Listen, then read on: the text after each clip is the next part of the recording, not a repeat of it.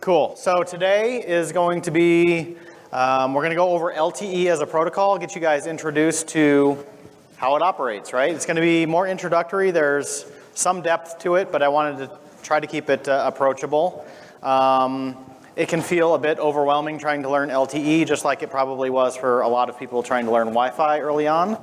So hopefully we can, my goal today with the LTE overview is really to get it framed up for you so you can understand the terminology, understand the architecture from a high level, and understand how everything integrates together. That way, maybe as you go off after the conference, you have maybe certain areas of interest that you want to dive in deeper on LTE to continue your learning journey on it. And you're able to do that in an effective manner without, you know, a large learning curve. Because for me, at least, the learning curve was just framing the technology up so I understood it and could wrap my arms around it. And then once I understood how things kind of integrated, diving in on individual topics is a lot easier. And then after that, I may or may not, depending on how we're doing on time, give you a brief intro overview of Celona and our solution architecture. Really brief, if anything, not going to go deep on it.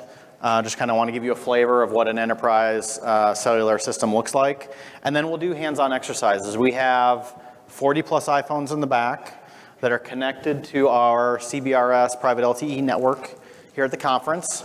And we're going to break you out into a couple of groups, do some hands-on exercises with coverage range testing, performance testing, and also some network planning. I don't know if you saw the network planner that I gave a 10 talk on earlier. We'll have you do some exercises in there to get it familiar with how you might start a design. So that's what the agenda is for today. Any questions? I see the first one is with Blake. Do you have the survey? I was here too, so we wanted to take a look at the survey that box. So the question is, do I have those survey items, the actual like site survey items? Jamel with IBWave does. It is at the conference. It is not in this room at this time. If someone in the back wants to reach out to Jamel and see if he wants to come in, he's probably in another deep dive though, so. Yeah, so he can show it to you tonight probably. He's got it around. Okay, so let's get started. LTE. Who knows what LTE as an acronym stands for? Raise a hand. Anybody? I'm going to pick you. What does it stand for? Long-term evolution. Yes, that is correct. Okay, we're going to go over some terminology in a little bit, but LTE is the easiest terminology that you can understand because it's very accessible. This is what it's kind of called in the carrier space. Unfortunately, most of the other acronyms are not as well known and are fairly obtuse, to say the least. Just to give you a flavor before we dive into the actual protocol and how it works is, what are some of the highlights if you're just thinking about it from a protocol perspective? Its strengths are here listed up on this slide. Really, it's for predictable performance based on OFDM, just like you're getting with Wi-Fi 6, but it's mature. It's been around for 10 years plus. So all of the maturity that Wi-Fi 6 is starting down that path with of the code and software base to do OFDM and do the scheduler and the growing pains that it's going through. LTE has already gone through all that. It's very mature. The scheduler performs very well. And it's a scheduled MAC as well instead of a distributed contention like Wi-Fi. So we'll get into that. It has superior range and coverage, even at similar power levels as Wi-Fi indoors. So from a CBRS spectrum perspective, we'll get into the power limits. We mentioned yesterday that it's 30 dBm indoors. Even with the same power output, LTE has better receive sensitivity and also better ability to keep clients connected at long range. So we'll go into some of that. Like for instance, the receive sensitivity is all the way down to neg 120, neg 125 dBm, and a client can still stay connected. And that's due to how the protocol is implemented. There's some noise floor differences, things like that, but you should know that it has superior range and coverage. Outdoors, up to 50 watts, 47 dBm. So obviously you can get several kilometers worth of coverage out of that if you wanted to. Question? How is it, like with CBRS being 3.6 between 2.4 and 5 gig, like, how is it that this has better range than Right. Wi-Fi? Is it We're going to get into it. It's based on how the protocol is implemented. So there's some noise floor differences based on the channel width and the resource blocks, and we'll get into that. And then there's also just better receive sensitivity in the chipsets and things like that. I would imagine so. That's probably a Mehmet question. What causes better receive sensitivity in the LTE chipsets? I mean, it's, well, partly the hardware that goes in there. For example, on the uplink, that becomes very important. The noise figure that you have with the hardware is partly the cost of the RF and the hardware. But the other aspect is you can go to lower data rates in LTE. You can go to hundreds of kilobits per second kind of data rates, so you can operate at much lower SNR values. So that gives you an additional range. And on the uplink also, typically devices go to 24 dBm versus on the Wi-Fi devices typically about 18 and so forth. So there are like multiple reasons that add up to it. Yeah. Cool, thank you.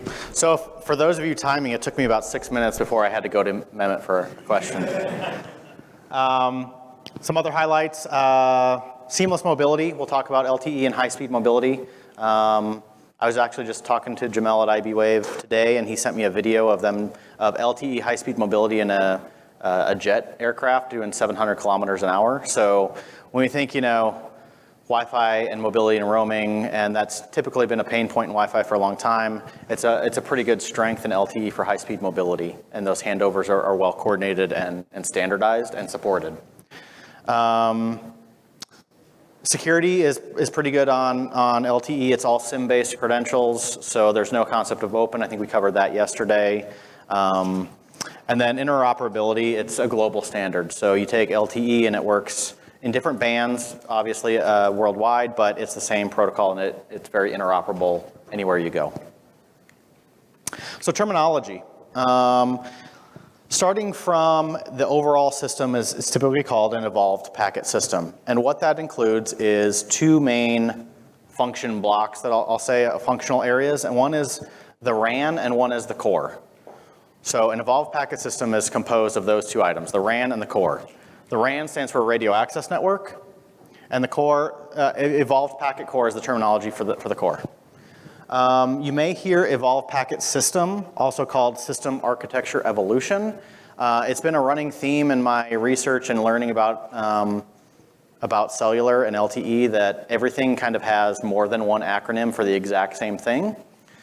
So just get used to it. You may hear it called one or the other, just know that they mean the exact same thing. For instance, an evolved packet core has many functions within it, but it could also be called an all IP packet network. Means the exact same thing. So if you see those terms, just know they mean the exact same thing. I think this had to do with standards development and the terminology, because originally cellular wasn't IP based. Now with LTE and 4G, it went to an all IP packet network, and then they decided, well, maybe that's a gross term. Let's use something else. I don't know. That's a guess, but it seems to me that's kind of how it seemed to have evolved. And the EPC contains multiple components. We're going to get into those components here in just a second, so you know all the functions that go into a core. The radio access network, long-term evolution, this is how we reference it generically for like cellular, but it actually is very specifically referencing the air interface. So it's LTE is the 4G air interface, and that also has another term that means exactly the same thing, which is Evolved UMTS Terrestrial Radio Access, or EUTRA. And then EUTRA may have an N on the end for network as well. So just know, like, you've got LTE and you've got EUTRA, they mean the exact same thing.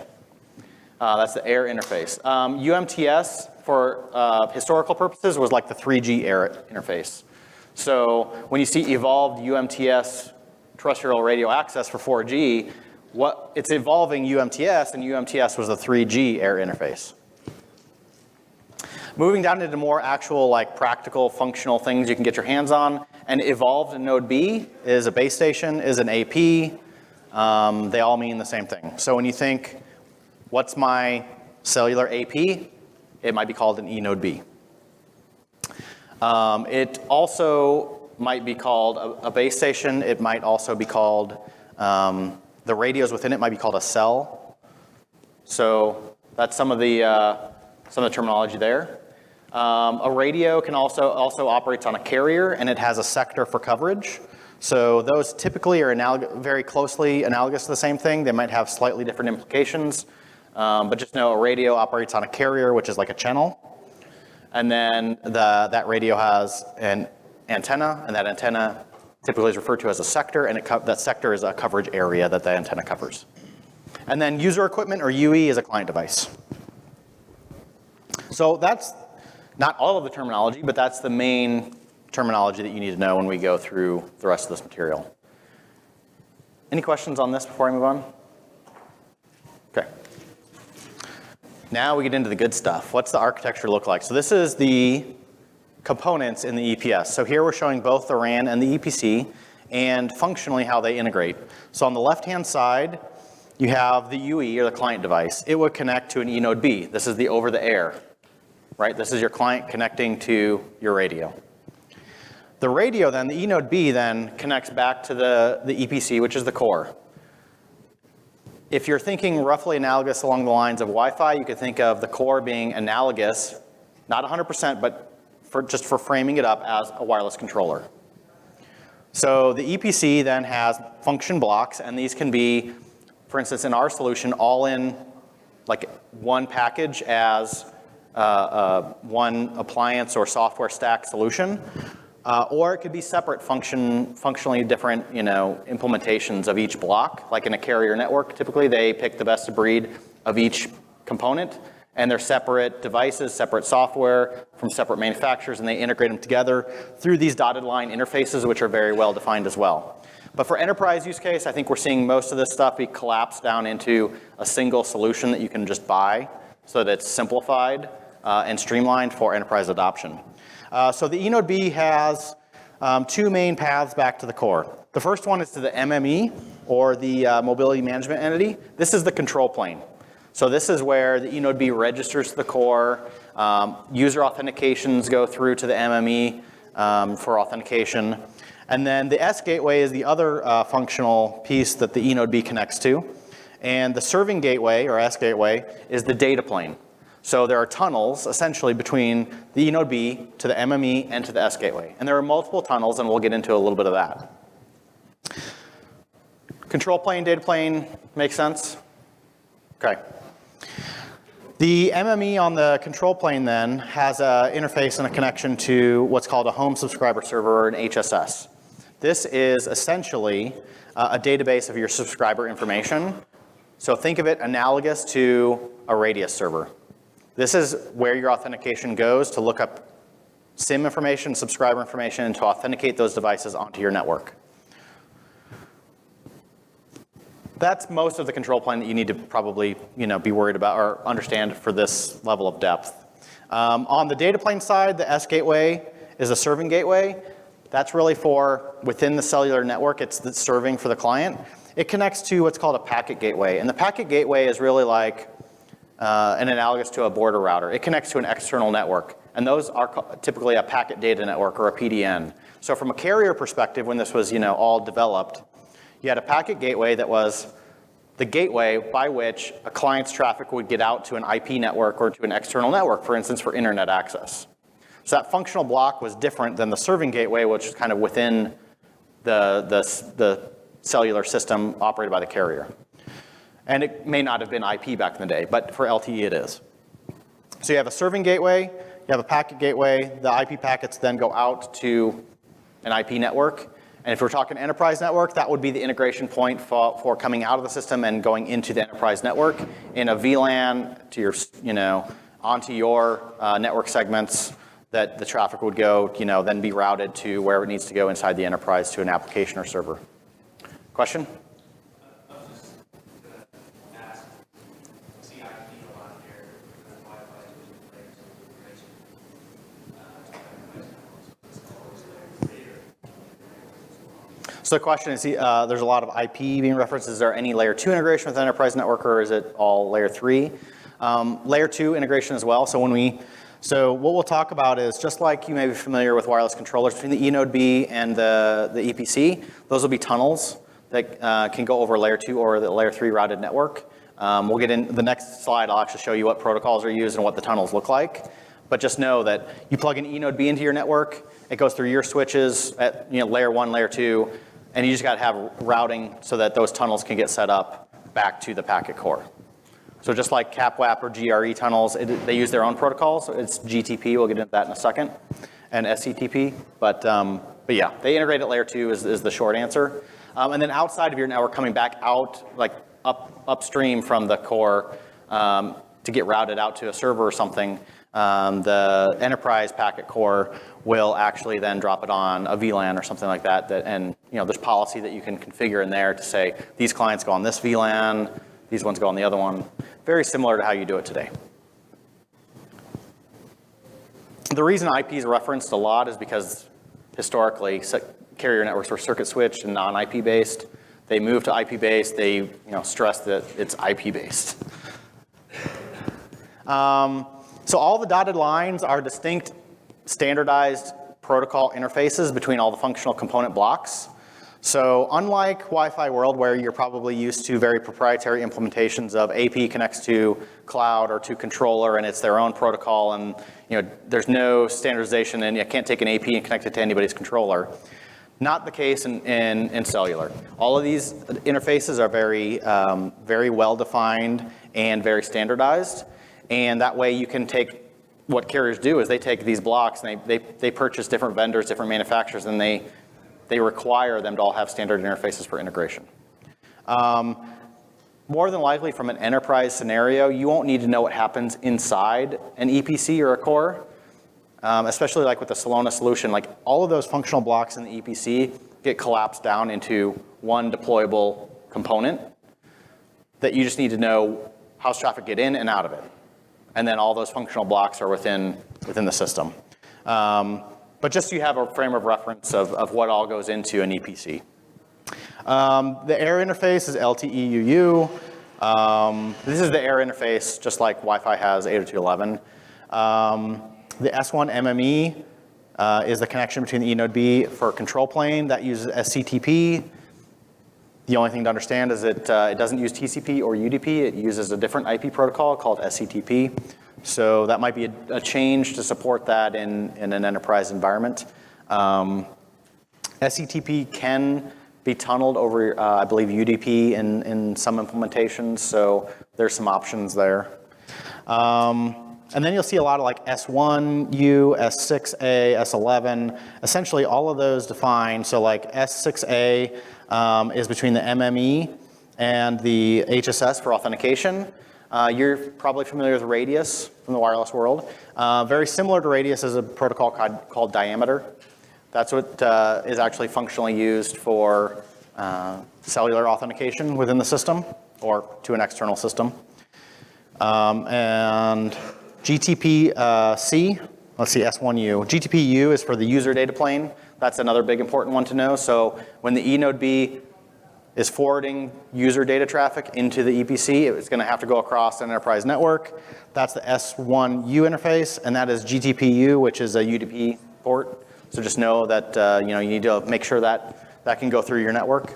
A lot of these here, just for your reference, so you know what protocols might be going through an enterprise network. That if you've got security systems, firewalls, you need to make sure that at least the ones going in and out of the EPC and the eNode B are allowed to traverse that network. The other reason for these functional blocks being still broken out and not collapsed is when you get into situations like intra-carrier roaming or inter-carrier roaming. There's also going to be external tunnels set up, like the S-Gateway will set up a tunnel to a roaming partner to forward the traffic out to another carrier. So when you're doing roaming, there's other interfaces that come out of some functional blocks here for that to happen. LTE is deployed and cellular is deployed in a couple different spectrum bands. Just kind of want to give you, when you hear low band, mid band, high band, a frame of reference of what they technically mean. The definition, especially around mid band, has shifted in the last couple of years based on the FCC trying to reclassify spectrum for 5G. So as of right now, low band is less than or sub 1 gigahertz. Mid band is technically defined as 1 to 24 gigahertz, and high band is greater than 24 gigahertz. So mid-band, they kind of call, the Goldilocks range. It has great coverage and penetration capabilities typically. and good coverage range. So it's kind of where, a lot of carriers look to, its high value spectrum. And so that's where CBRS sits. It's right in mid-band spectrum. So it's got, decent penetration, decent range, just like Wi-Fi and both bands that Wi-Fi supports today. So 5G, will be deployed in high band millimeter waves, greater than 24 gigahertz. Just know that that's more likely to be very highly attenuated through objects, in-room coverage more than anything.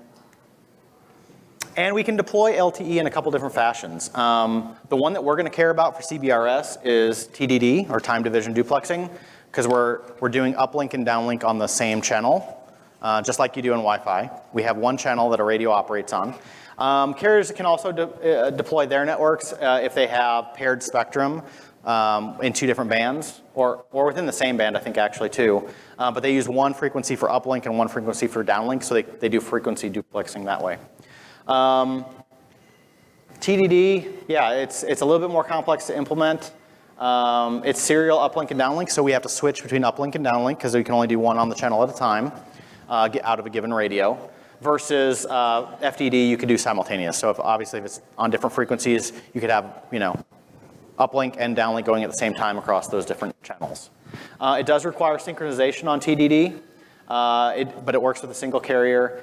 And that uplink to downlink ratio is configurable. So on an LTE network, since it's all scheduled, right, it's centrally coordinated, I have control as an E node B or as a base station, what gets transmitted both uplink and downlink and when. I can have a ratio of how often I'm going to schedule uplink versus downlink. I can weight that uplink to downlink ratio. The importance for that is I can prevent starvation of traffic in one direction versus the other. I can, versus, let's say, if I didn't have control over that, downlink might just starve out uplink or something like that. Here, I can actually determine and weight based on my applications and my environment what ratio I want for uplink and downlink. And it's configurable to a limit. It's not like, I can configure any values I want. There's predefined configuration profiles that you have to select from. Is it dynamic? Like, can it react dynamically? The question is, can it react dynamically to change? No, it's more like a static with some configurability. So you set which frame configuration profile you want, and we'll get into which ones they are, but you kind of set it and leave it. The frame structure, so who had experience back in the day with like T1, T3, DS1, DS3 circuits? Who did, frame structure on, those super frames and all of that stuff? Anybody? I was a WAN geek. I loved that type of stuff. Very similar here. We've got a frame structure that gets scheduled, and what you're seeing is the TDD frame structure. So again, we have to interleave uplink and downlink. So one frame is 10 milliseconds long, and a subframe then is 1 millisecond. So what we break down then is we break a frame down into subframes, and we schedule uplink or downlink for every subframe, or there's also a special subframe which are more like your pilot signals for sync and control information. So unlike Wi-Fi, we don't have broadcast information like beacons and probes and things like that. Everything happens in a controlled channel in the special subframe. So it's very well defined how often these go out, and they don't really grow or shrink like they do in Wi-Fi with, let's say, how many SSIDs you have or something like that. So they're always time-based and never size-based? They are, we'll get into that, time-based and size-based. We'll work to it, right? So just know from a scheduling perspective then, that's how it's laid out. 10 milliseconds broken down into 1 millisecond subframes, and each one millisecond is either uplink or downlink. And this is the frame configuration. So of those 10 subframes, there are different configurations for how much you want to weight uplink versus downlink. And you can see 7 of them here. And CBRS supports specifically 2 of them. So this is where, LTE has a lot in the spec. CBRS supports a subset of the capabilities. So CBRS supports config 1 and config 2. Config 1 is a ratio a little bit more for, well, it's weighted equally from a subframe perspective for uplink and downlink. That doesn't mean necessarily the same throughput on uplink and downlink though, and we'll get into why. And config 2 is weighted a little bit more for downlink. So you can configure either of those two. So you want to weight it more for downlink, you do config 2. Or if you have more uplink, you want to probably config 1. Yeah, and so really the whole basis for this is scheduling traffic so it's very predictable, and there's less latency and jitter in the environments. You know exactly when your uplink and downlink are going to happen. Is there a concept of retransmissions? Yes. So if data doesn't get through, there's still an acknowledgement process. I don't have it in this deck, but if you want to look it up, it's called H-ARQ. And it's kind of similar to block ACK, but it's a little bit more granular than that actually. There's actually very specific sections of a packet that may need to be retransmitted, and it can signal that. OFDMA frame structure in LTE. Well, let me back up a second. So is there any questions on frame configurations? Because this is pretty important. The question is it set statically? Yes, it's set statically and configured on a radio by radio basis, but you would want all of the radios in in any given environment or site to be consistent.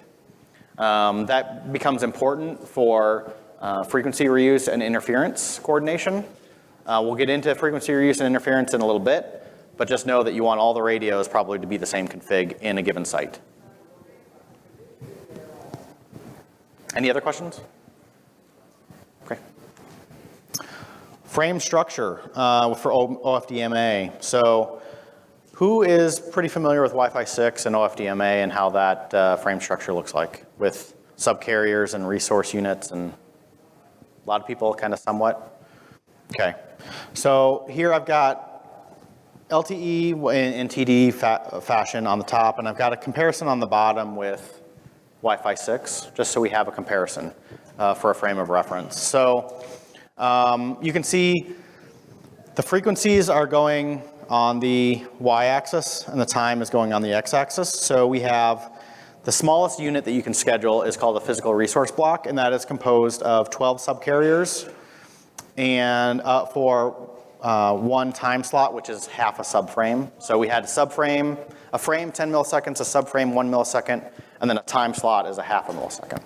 A physical resource block is a time slot, and it's 12 subcarriers. And then on the right-hand side there, you can see how many physical resource blocks and subcarriers make up a given carrier or channel. So a 20 megahertz channel has 100 physical resource blocks and 1,200 subcarriers within it. From a scheduling perspective, the different colors mean this is how we're scheduling different users to transmit their data. We can do that in both the frequency and the time domain. And so the comparison here, if you're familiar with Wi-Fi 6, is Wi-Fi 6 for an RU, we assign an RU means only a subset of frequency subcarriers for a frame duration. In LTE, it's both a number of subcarriers and for a given time within that frame. And then we can switch those subcarriers to a different user as well. So when you see like going left to right, you see maybe on the bottom there, you see the light green user going of the last 3 subcarriers for a period of time, and then it switches to a different user. So there's very granular frequency and time-based scheduling. And this is a lot of why, one of the reasons why you may have heard LTE is more efficient than Wi-Fi. It can pack these user transmissions in tighter. With Wi-Fi, especially prior to OFDMA, it was just single user taking up the whole channel and potentially not using the whole capabilities of the channel.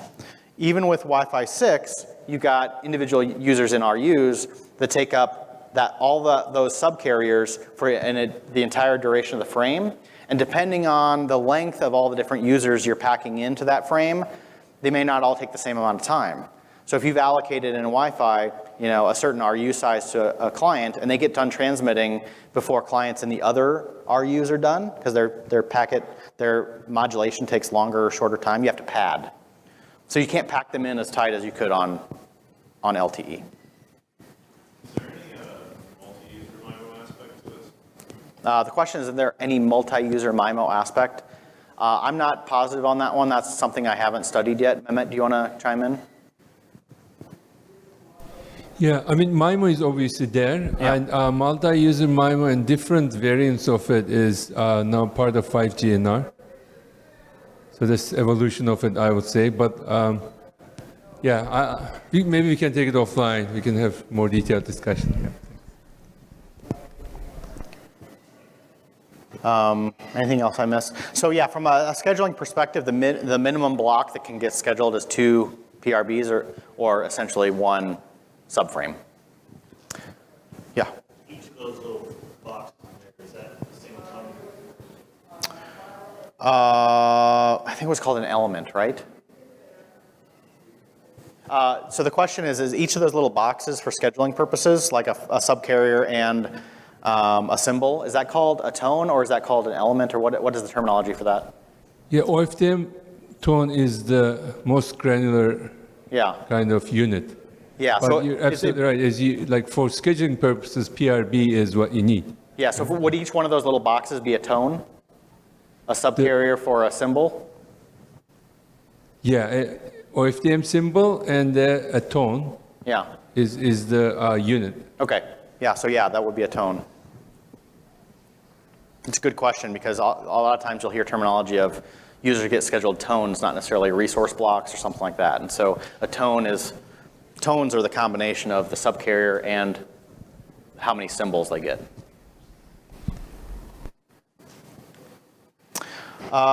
Some data rate information. So this is a little bit harder to come by in LTE because it's just a lot of different variables that go into it. So I had one of our lead radio engineers kind of help me compile this. So you can see from a modulation perspective, it supports from QPSK all the way down to 256 QAM, very similar to Wi-Fi. And the downlink, you have a coding ratio, which is, and then an efficiency ratio. Very similar, although, in Wi-Fi it's more like fractional, very defined fractionals. This is more just, granular. And then in TDD on the right-hand side, you see for a 20 megahertz channel, this would be an MCS table for a 20 megahertz channel. So you can have 10 megahertz channels in CBRS as well. So those would be different data rates, but for this size of channel, you can see your maximum data rate at highest modulation would be downlink 148 megabits or so. That's not the full channel capacity, because remember, we've got the frame structure and the configuration profile weighted a certain way. So this is for 2x2 MIMO with config 2, which is weighted for downlink. If you added in the uplink for TDD config 2, I'd noted it over there on the right, it would be an additional 19.5 megabits or so uplink. So that's kind of your breakout, 148 down, 19.5 up in that config profile for that channel width. And then if you did TDD config 1, you could weight it a little bit higher for uplink, and then your downlink would be a little bit less. Yeah. So when I say 2x2 MIMO, is that a typical loading of a client device? Yes, the question is 2x2 MIMO typical for an eNode B in a client device? I would say yes. All the small cells that we're working with right now are 2x2 MIMO. Most of the handsets from a carrier perspective and the smartphone perspective are all based around 2x2 MIMO. Are there any plans to go for higher orders of MIMO on devices? In 5G, not in LTE? Okay. Question? That efficiency index, what is that reference? So just like there's an efficiency index, data to parity bits kind of. So there's a coding ratio, there's an efficiency index as well. So yeah, it's just you don't need it to compute the data rate. It's just there to show you, what the efficiency is with the coding ratio. Yeah. And the other thing then is, so I don't have uplink in a table because it gets really hairy to try to actually tell you what a specific client would support for uplink. I gave you the max for TDD config 1 and 2 over there on the right, but client devices are categorized into UE categories, and a UE category is a standardized mapping of what a client device in that category will support from a feature perspective. So when we get into UE categories, each release of the spec has support for different, adds different categories into the mix. If there's new, enhancements that come in, they define new UE categories to take advantage of those. So the UE category defines, when you see CC, it's component carriers or carrier aggregation. So just like you have wide channels, how many different component carriers for carrier aggregation would a client device support? Also, how many MIMO characteristics does it support? How many spatial streams? And what's the highest order of modulation that those devices can support? So you get all of these variances based on the UE category of what it supports and what its achievable data rates are. So it gets kind of hairy pretty quick. Release 11 and earlier, downlink and uplink UE categories were combined. So you had one UE category and it defined both its downlink and its uplink characteristics. They split after release 12 and later, and they have separate UE categories for downlink and uplink. So again, it gets fairly complex, but I just want you to know that it's out there. If you're looking at UE categories, that this is kind of what it means. So after release 12, this is an example of downlink versus uplink UE categories and what they support. So this isn't the full list. And the other thing to note is that 3GPP defines if you're this category downlink, you only can support these categories of uplink and vice versa. So there's also a defined mapping of devices, which combinations are supported. I don't know the background of that, but it seems fairly intense to me. Any questions on UE categories? Yeah. What's it in terms of throughput? There's some example information on different UE categories and throughput for downlink and uplink, and then the maximum modulation supported. So unfortunately, I don't have a good data rate table for you, analogous to Wi-Fi or something like that. But I can tell you that you got to go look at the UE category that the device supports, and that will tell you what it's achievable of. So yeah, the higher numbered category is the higher capabilities. And so CBRS is supported in some of the newer categories from category 12 and later. Question? Is that all assuming you're using the full megahertz? No, this is just generic LTE. This is not specific to CBRS, other than the line that says CBRS support.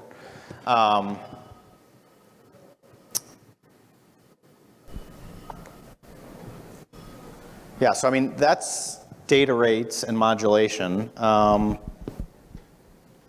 Let's talk about how clients get connected to the network.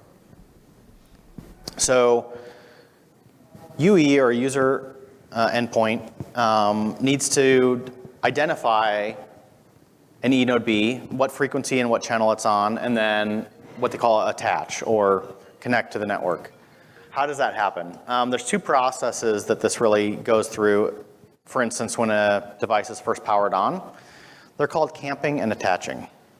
So the terminology, and I'm going to have that on the next slide so you know what the terminology looks like. But from a camping perspective, there's kind of two initial things that it does. The first thing is it samples the frequency bands that it supports, just looking for raw power. This is sometimes termed a frequency search. Sometimes you'll hear it termed a PLMN search, or PLMN. PLMN is actually an identifier that identifies a mobile network operator. That's kind of confusing because right at this juncture, it's not really decoding anything. It's just looking for raw power, and it's ranking those channels based on how much power and LTE signatures it sees on those channels to determine which one to try to kind of go look for an E node B and a cell on first. So which frequencies am I hearing raw power on? More than likely, if I can see an LTE signal, I'm going to go try the highest power that I'm seeing on a channel, because that means that E node B is probably going to be the closest one. I'm going to go see then if I can connect to it, and if it's my carrier. So first thing is a frequency search. How much power is in the spectrum? Which channel do I want to go check out first? The second thing then that it does is it does what's called a cell search. So I've identified a channel that has the most power, probably the most likelihood that I'm going to find an E node B that can serve me. I need to go then sit on that channel, and I need to start receiving information from the cells on that channel or the E node Bs on that channel.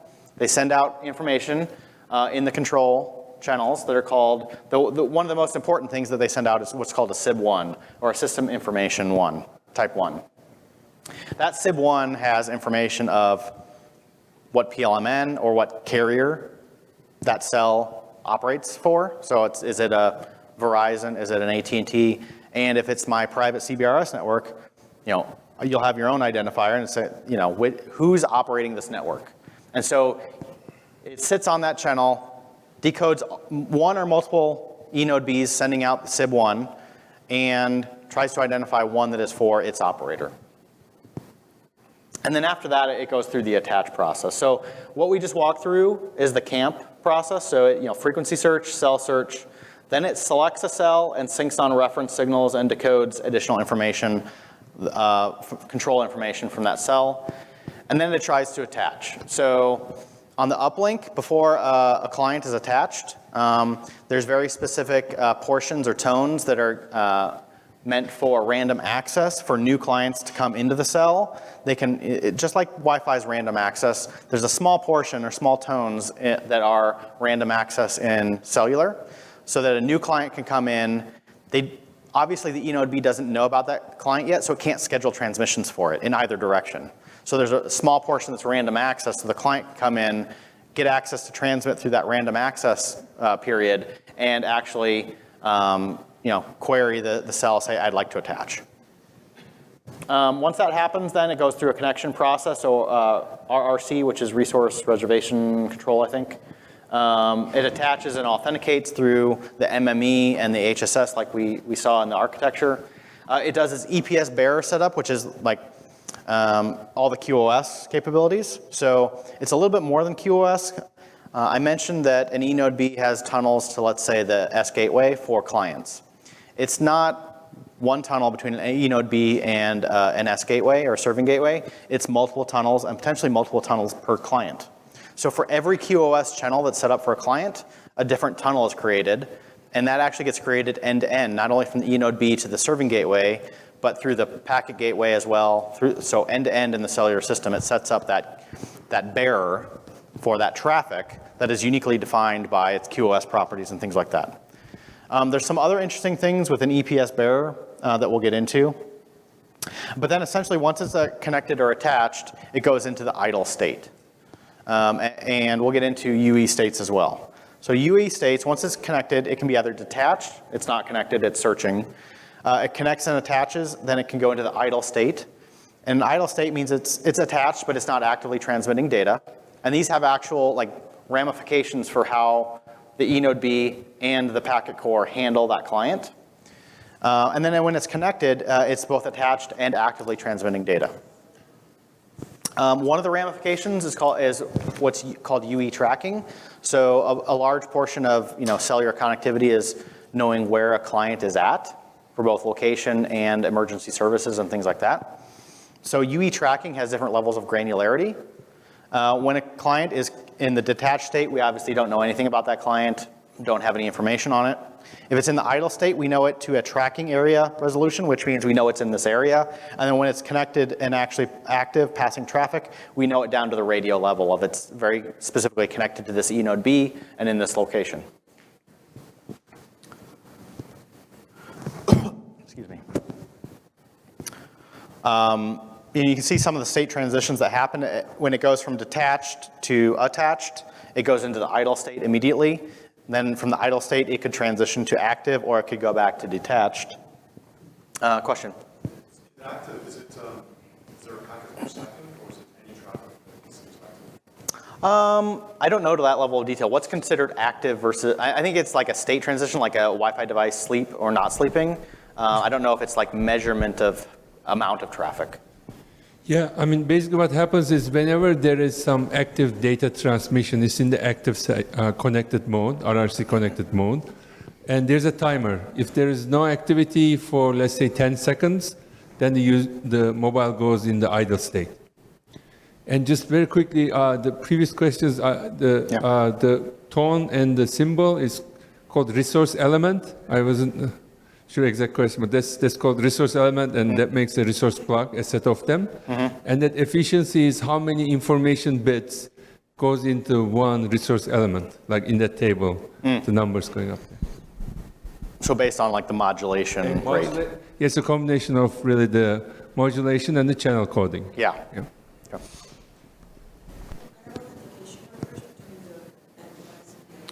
Yeah, so the question is what type of authentication occurs between the UE and the network. It's all SIM-based authentication, and SIM support multiple authentication types. So SIM is really just a secure container, it has a file structure in there, and it has cryptography keys, or asymmetric cryptography keys. So it can support, like by default, carriers typically use SIM AKA, or EAP AKA, I think. You can support USIM, or universal SIMs can support other EAP types, so you could support EAP TLS with certificates and things like that. So it really becomes a SIM provisioning to put the credentials onto the SIM and then onto the device for what authentication method is supported. That goes through the eNode B to the MME back to the HSS in the core to handle that authentication though.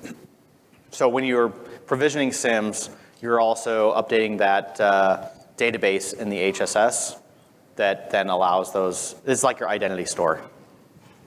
Question? Do you have any way to authentication? I see authentication would have to take authentication for example. So the question is there any way to tie like a SIM authentication to Active Directory or an identity store like that?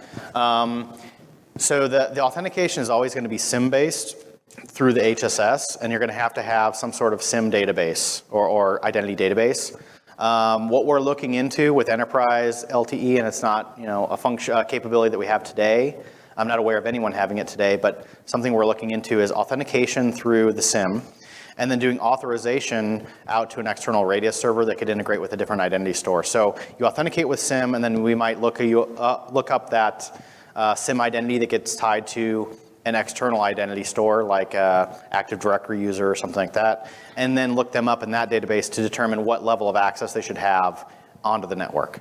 Should they go into a specific VLAN? Should they get specific access to different servers or destinations, things like that? So it's possible. I would say at this point it's not implemented that I'm aware of yet. Okay, any other questions? QoSbearers are a very interesting topic and a very important topic to understand in LTE. So I mentioned before it's set up end-to-end. So from a device all the way through the packet core, an EPS bearer is set up to handle specific types of traffic for each client. And they route traffic from the gateway to the packet data network and vice versa. So a bearer has a few distinct qualities that you should be aware of. It's defined by an IP packet flow. So just like you have multiple QoS queues in Wi-Fi, an EPS bearer is essentially a QoS queue in LTE. We define what QoS different applications should go into, what queues, and that defines an EPS bearer. And for instance, that can be like a 5-tuple of protocol, source, destination, IP address, and port, for instance, as one example. It also controls defined quality of service, not only over the air interface for LTE, but also handling within the packet core itself what traffic should get priority to be handled by different functions for the serving gateway, packet gateway, what resources could get allocated to that flow. I'll have it up here in a minute, but there are 9 different QoS class identifiers or bearers that each client could support. So for each client, we have potentially 9 different QoS lanes that we could support for them. It's also end-to-end, I mentioned, and it's dynamic in nature. So these can be set up and torn down as needed. The EPC and RAN work together to set up and release those dynamically as required by the endpoints. One interesting thing that I don't have on the slide, but I do want to mention, is that one of the interesting use cases that could potentially be beneficial in the enterprise environment that is possible is that each of these EPS bearers, you can actually assign a different IP address to the client, and you can have different traffic routing policies. So if I wanted to handle client traffic like completely differently, let's say I want a certain application traffic to flow into one VLAN, but a different application to flow into a different VLAN, I could actually define those into different EPS bearers, and the client device could get IP addresses in multiple different network segments tied to those applications, and you can handle them completely differently from a security and segmentation perspective. Something that's not implemented today, but something that I think is very potentially useful in the future that we could take advantage of. Do the operators do that today behind the scenes with the voice channel? I think they might do it to some degree. Mehmet quick question for you. So the question is, do carriers ever assign UEs multiple IP addresses for different EPS bearers today? Or is that something that's like in the spec but is not really implemented today? Yeah, it's not very typical. Let's put it that way. Depends on the device. If you have some IoT gateways and so forth, there may be some examples of it, but on a standard smartphone, you don't typically see that. You see multiple APNs defined, maybe for IMS, for voice service versus internet data service, but not necessarily multiple IP addresses. That's not very common. Yeah, and his point about IoT gateway or a router. So when you think of these client devices or UEs, they're not just single client devices like a phone. You might have a router like a Cradle Point or a Sierra Wireless bridge that has multiple devices behind it, and you're aggregating those similar to like a workgroup bridge and Wi-Fi across the air interface into the network. You might have a need then to have multiple different network segments that you can route traffic through depending on which clients on the back end need to go through. I think that could be very interesting for policy controls in the enterprise. So something to think about.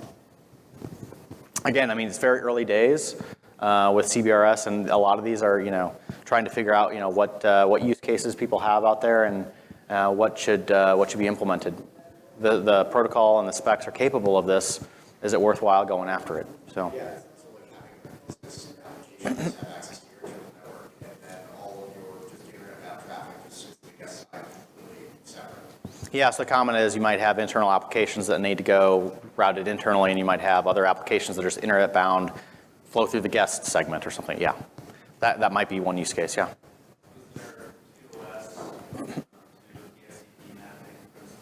So, yeah, the question is there QoS to DSCP mapping? Here's where I kind of talk about that, right ahead of me.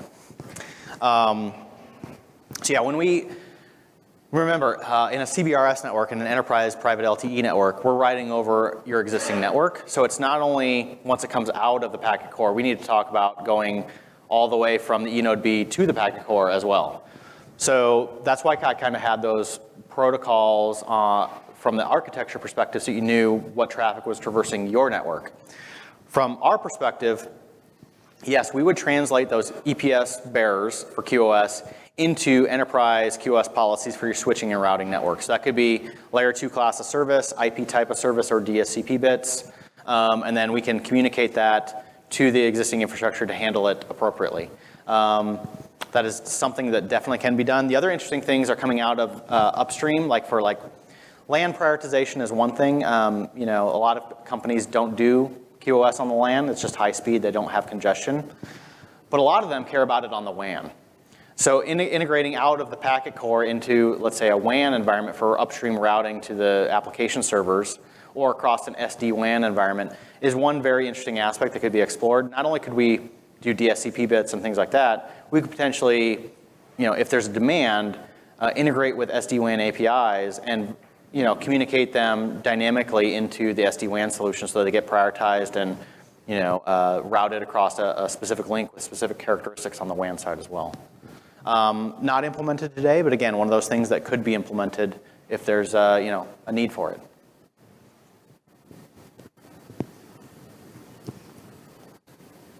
Yeah, so I mean that was basically what I just talked about integrating with external QoS mechanisms. On the over-the-air side, it's very interesting. So again, we're going to kind of keep harping on it, but LTE is a scheduled protocol. So one of the huge benefits of LTE is guaranteed service levels based on QoS capabilities.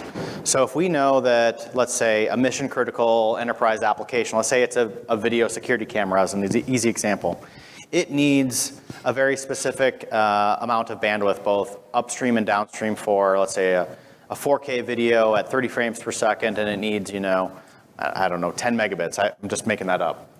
We can map that enterprise application for those security cameras into a very specific QoS queue, and then within the system, QoS over the air, we can actually not only give it priority, but we also can set a guaranteed bit rate or a non-guaranteed bit rate. And so let's say I put it into Q2. I could say anything going into this queue should get 10 megabits downlink and 2 megabits uplink no matter what. And then the scheduler will take that into account when it's scheduling those physical resource blocks for client transmissions in OFDMA and saying, we're aggregating what's the client's channel state or the device's channel state, what's their SINR, what MCS rate are they achieving, and how much time is it going to take them to get that data through, and then I schedule the right amount of downlink or uplink resource blocks for them. And we also take into account then the application and what its QoS requirements are that we've mapped through on policy. And we can do that for up to 9 different queues on any given client device. And so you can have 9 different queues that have different characteristics. You can map the applications that you care about, prioritizing into those queues, and then guarantee it over the air through the LTE scheduler.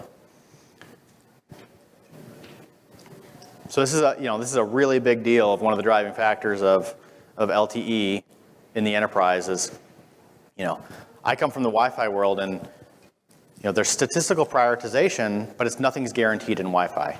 You still have to get a transmit opportunity. You still have to contend for the medium. I can prioritize it relative to other traffic as much as I want, but I still don't get any guarantee. It's just a mathematical exercise of, on average, I'm going to be able to achieve some sort of prioritization.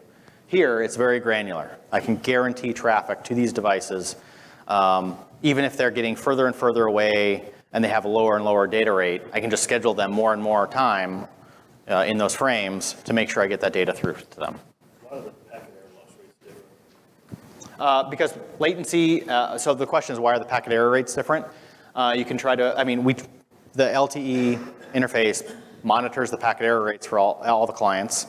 A lot of the metrics and KPIs are very well defined, and they track them already. So we track for every client what packet error rate it's achieving, how often we're retransmitting to it, and it works into some of the data rate selection type of algorithms and things like that to make sure that we don't exceed a given packet error rate based on the QoS of the traffic as well. And so you'll see a 10 to the minus number of what small portion a fraction of error rate am I going to allow. The other thing is packet delay budget, so latency targets for different applications as well can be defined, things of that nature. So, that's really, guaranteed bit rate or not, what latency target, what packet error rate do I want to hit? And this is where enterprises, you're probably going to do this for just a subset of applications that you really care about, and the characteristics of those applications.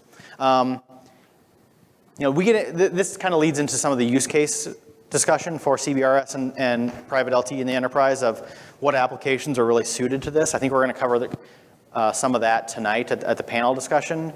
But just think of this as, we're trying to support mission critical applications that are well known, that are defined, that you want to prioritize in enterprise space, and then we can map those to very well-defined QoS policies. And then like the 9th policy, usually there's like a default one, like a best effort type of queue of maybe I define a couple of applications and anything else that is just generic data for other non-mission critical applications coming out of the device can go into the default QoS queue.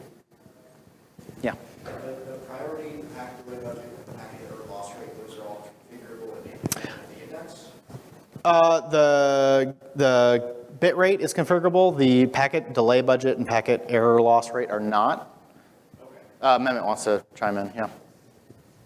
Yeah, these are the standard 9 QCIs that are typically implemented, but standard allows to go up to 256 QCIs. So it's an implementation kind of thing, and is mostly done on the infrastructure side. So on the infra between the EPC and the E node B, that can, those additional QCIs can be added.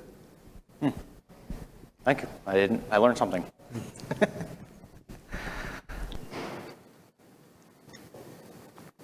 Another big topic with LTE, I think we're getting close to the to the end here, is frequency reuse. So in Wi-Fi, you're probably very familiar with having to do careful channel planning to avoid co-channel interference because you start sharing capacity and decreasing performance at that point. And the reason for that in Wi-Fi is because you do preamble detection through clear channel assessment, and if you hear a preamble, you back off, you defer. It's what I would term blocking interference, right? If I hear a preamble, it's blocked me from acquiring the medium and being able to transmit. In LTE, you got to throw that out the window. Channel planning and design and frequency reuse are completely different. there is the interference coordination in LTE is non-blocking, which means two things. First, you see on the visual that LTE eNode Bs can actually sync up with each other and interleave when they're scheduling traffic to make sure that they don't collide, or they don't have collisions, right? So we can do a scheduling aspect to it to make sure to reduce that interference. But beyond that, if they do transmit at the same time, they can, it's non-blocking, and it just raises the SINR noise floor for, for that packet or that frame. So it's not preamble detection and deferral, it's, you can still use the frequency, and depending on your design, how much signals overlap in those coverage areas, they can transmit at the same time, and it just impacts the noise floor, and potentially then adversely impacts the MCS and the data rate selection, right? So if I've got two eNode Bs on the same frequency, they overlap to some degree in signal, and they're both transmitting to clients that are attached to them, they can do so at the same time. They both might have a little bit raised noise floor. They both might have to reduce their data rate going down to those clients, but they can still transmit at the same time. Very similar, like if you're familiar with some of the features in more modern Wi-Fi for RxSOP and things like that, where you're just ignoring interference. You're kind of doing the same thing here. You're ignoring it. Well, first of all, you're scheduling it to the best of your ability to make sure that you interleave them so that you can schedule those transmissions so they don't overlap. But if you're in a high enough congestion environment and that scheduling just is not possible, then you still can, to a degree, ignore the interference from neighboring eNode Bs and cells and still transmit with an impact to data rate. Yeah. What's the latency situation between eNode Bs that have to coordinate or sync up? Do they need to be within a certain threshold? So the question is, what's the latency target if eNode Bs need to sync up to do interference coordination? I honestly have no clue if there's a latency target for those on the back end for that coordination. Yeah, I mean, for the TDD operation, like in CBRS, it's very tight. I mean, we're talking about, if I remember correctly, 10 microsecond or something of that nature. And they are typically, like outdoor base stations will be disciplined by GPS, right? Indoor, you can use PTP or other mechanisms when you have a master, timing master in the enterprise. So that works generally just fine. But then ultimately, they are very well synchronized, both operation on the downlink and on the uplink. So that's part of the reason where you can get really this kind of operation simultaneously on the same channel without going into listen before talk or other mechanisms like that. Yeah. Is that sync done in the air, or is it over the back end like the wire? So the eNode Bs need to be synced. So each eNode B can have a separate GPS antenna to sync it to GPS, or there can be on the back end, like in the enterprise, you may have a timing master, which is disciplined by GPS or any other source, and that can be the timing master for all the indoor eNode Bs inside the building. So that's more typical indoor deployment scenario, for example. For outdoor, you may not need it because each of them can have line of sight to satellite, right? Yeah, so I think, one of the things that you might hear is that, another reason why LTE might be more efficient as a protocol and is because it has better frequency reuse characteristics than 802.11 Wi-Fi. There are carriers that deploy licensed cellular with, one or very few channels, and they get a lot of frequency reuse because they design it so they have minimal overlap between sectors, and when there is overlap, they can coordinate it very carefully for scheduled transmissions. So you can get a lot more out of less spectrum with LTE than you can with Wi-Fi, for instance. So that's why, like, when we're looking at 150 megahertz potentially in CBRS, that's a lot of spectrum for LTE. That's more than any carrier in the US individually has nationwide for their macro networks. I think I had a slide up yesterday that showed that. And a lot of that capability is due to this frequency reuse. There's no concept of a clear channel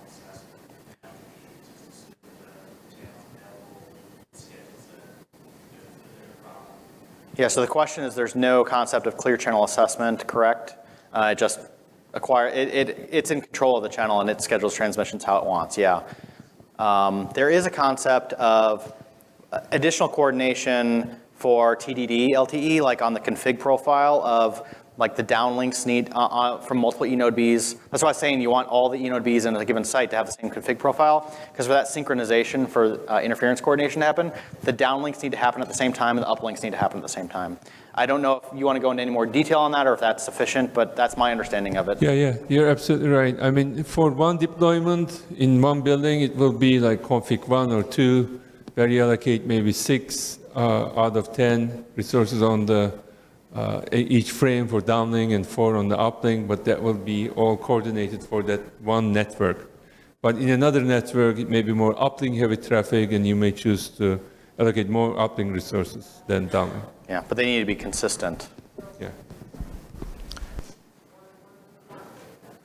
Does that make sense? It's a bit different than you're probably used to. So, we'll just start to think of the ramifications of this frequency reuse when you're doing, predictive design and channel planning and things like that of, there's probably, less strict requirement to have those channels completely non-overlapping and spatially separated from one another.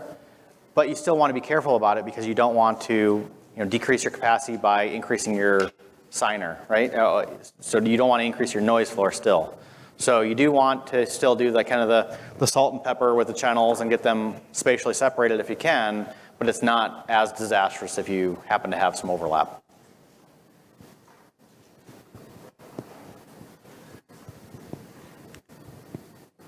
A little bit on 5G. We're not going to spend a lot of time on it, but some of the key features in 5G, you'll hear 3 different primary use cases for 5G mentioned. One is enhanced mobile broadband, which is really about increasing speed, particularly through additional spectrum and like millimeter wave, additional carrier aggregation with more radios being aggregated for larger channels. And you'll also see it for better uplink performance. So LTE as a protocol, you have that config profile for downlink versus uplink. It's fairly static in nature. 5G adds a lot more flexibility into that. So it's not only higher speeds, but it's more flexibility in you can burst uplink traffic in particular for a lot higher bandwidth. So that's one of the key improvements that's going to come with 5G. The other one is ultra reliable, low latency communication. This is more for edge computing, AR, VR, robotics type applications where, we're doing a lot of advanced things on an endpoint device. It may need a really low latency link to something back on the infrastructure for compute processing and things like that, because it can't be local. Those devices will get too expensive to pack in a lot of compute processing power into every endpoint. So they want an ultra low latency link back to a local application server or something like that on an edge compute platform. That's one of the targets. So they're targeting, like today you might see with the LTE scheduler, it takes about 20 milliseconds from a latency perspective to get access. And when you're doing like a speed test or something like that, you'll typically see, that amount of latency just to schedule traffic over the LTE scheduler. With 5G, the targets are, attempting to get down to the 1 to 2 millisecond range as well. And then the third one was massive machine type communications. This is really around IoT, high density for IoT deployments in industrial, mechanical type of environments. So those are some of the key things to think about with 5G. There's a lot of hype out there right now, and it supports a lot of different spectrum bands as well. So in the US, for instance, a lot of carriers have focused on millimeter wave, which is high band spectrum, but it has very low propagation characteristics. So you would need really dense deployments of 5G new radio, indoors especially, to get that service. But it's great for marketing because you can market, really high multi-gigabit type of numbers because it's very high frequency, very high modulation rates, but it's typically like in-room only. 5G, it can also be deployed in mid-band and low-band spectrum. You might have heard like T-Mobile claiming the first nationwide like 5G network because they're deploying it in mid-band. They can get a lot larger coverage areas out of that on their macro networks because it's mid-band spectrum. So it propagates and the attenuation characteristics allow it to go a lot farther. But then again, the downside of that is it's again, not nearly as high bandwidth as the millimeter wave stuff. So keep some of those things in mind when you're hearing about 5G. From a timeline perspective, we're looking at right now through 2020, mainly enterprise cellular deployments in CBRS using LTE. 5G radios are expected to be available for CBRS sometime in 2021, supporting release 15. Release 16, which is the next release with additional 5G capabilities, will be in a little bit later than that. So that's kind of where we're looking at. LTE today, 5G in about a year. Additional spectrum, so FCC is working hard to open up additional spectrum for 5G, not only from a licensed carrier perspective, but also from a shared spectrum perspective. So they've got a plan to, auction high-band spectrum, mid-band spectrum. They're making a big target for 5G, which is CBRS sits in. They're working on additional 2.5 gigahertz. They're also working on the band right below CBRS. There's 100 megahertz right below that is not highly used by federal incumbents that they're looking to do into shared spectrum as well. And here's kind of a global snapshot. You can see the US there. They're targeting 600 megahertz, 2.5 gigahertz. The 3.55 to 3.7 is CBRS. And then you can see they go higher up into some of the high band spectrum for the millimeter wave stuff. But that's kind of just a snapshot for your reference of 5G globally. I think we talked a little bit about, and maybe Mehmet can actually come up here and provide some flavor on global shared spectrum initiatives, because I know we're talking a lot about CBRS this week, but enterprise cellular as a market is bigger than CBRS, and it will be bigger. It's just a matter of additional spectrum opening up. So there's some spectrum already open in Germany. There's some in the UK. I know Europe has some proposals that they're looking at. So maybe if you want to just touch on that a bit. Yeah, maybe first thing in US, there's a CBRS of 150 megahertz, right, from 3.55 to 3.7. But now FCC is considering the lower part of that CBRS band from 3.45 to 3.55, another 100 megahertz for this shared kind of usage. The next one is Germany. Late last year, they opened up 100 megahertz from 3.7 to 3.8. And their method is a little bit different. It's more old school.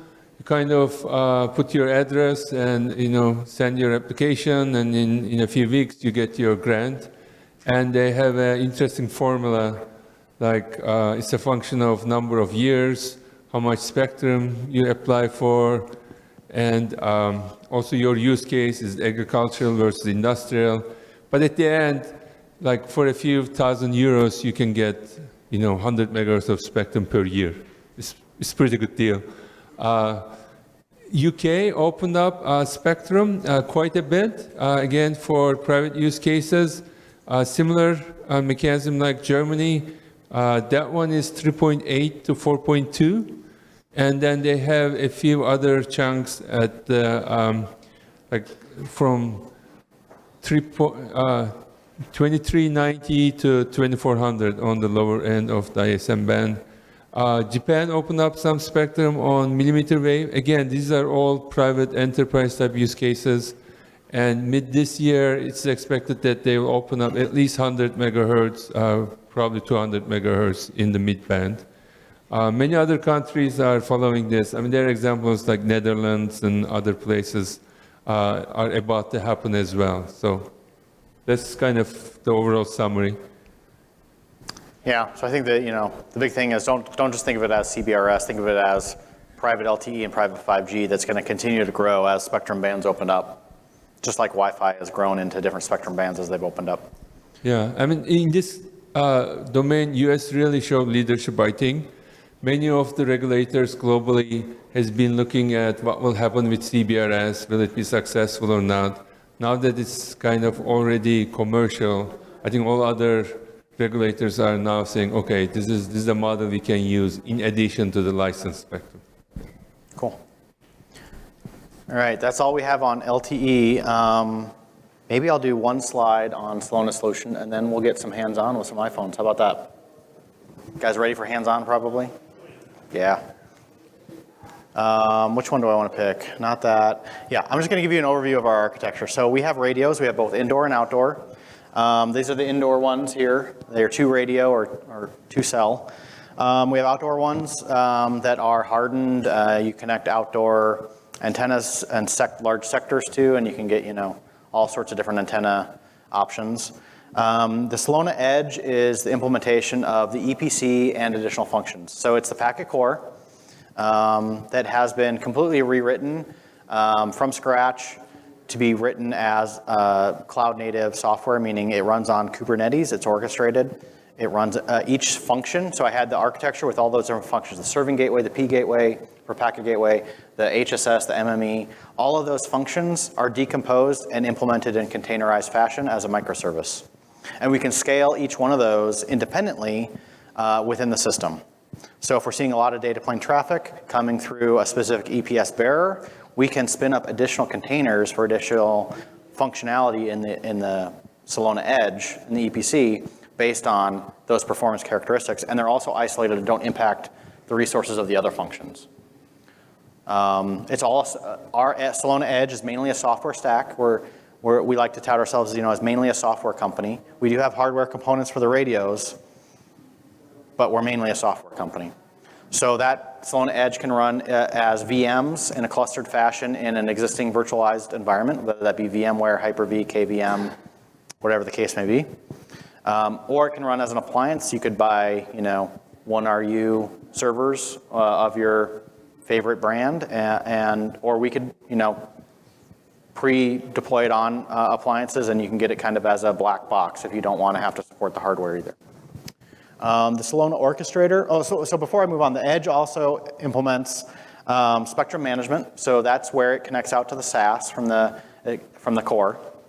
So we do all the SAS inquiry and grants for all of the radios that a packet core or Celona Edge is managing. And through our orchestrator and policy engine, you can map the eNode Bs to which packet core should serve it. So you can place these packet cores wherever you want. You can place it on premises at a site if it needs local traffic drop-off. You could place it back in a private data center. You could place it in the public cloud if you want. It's all around, depending on what application flows and architecture you need to support.